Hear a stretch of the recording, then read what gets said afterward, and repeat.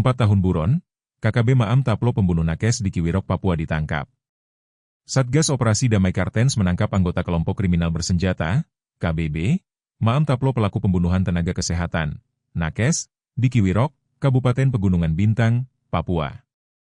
Maam Taplo ditangkap setelah kabur selama 4 tahun. Satgas Operasi Damai Kartens bersama Polres Kerom berhasil menangkap DPO Maam Taplo. Pelaku merupakan anggota KKB Kodap 15 Ngalum Kupel, kata Kepala Operasi Damai Kartens Brigjen Faizal Ramadhani kepada wartawan, Sabtu, 22 November 2025. Penangkapan Maam Taplo dilakukan di kawasan Arso Swakarsa, Kabupaten Kerom pada Sabtu 22 November sekitar pukul 12.20 WIB. Penangkapan ini merupakan hasil penyelidikan intensif yang dilakukan aparat. Maam Taplo masuk dalam DPO nomor DPO 22X-2021 di Treskrimum dan laporan polisi nomor LP 17-9-2021 Papua Res Pegunungan Bintang, terkait aksi brutalnya terhadap nakes, terangnya. Pelaku diketahui melakukan aksi brutalnya pada 13 September 2021 silam.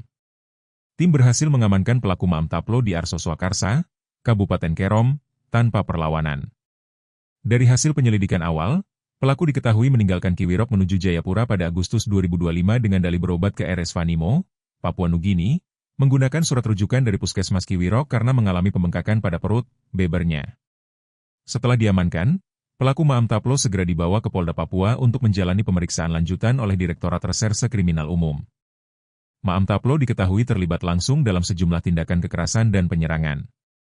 Download Tribun X sekarang. Menghadirkan lokal menjadi Indonesia.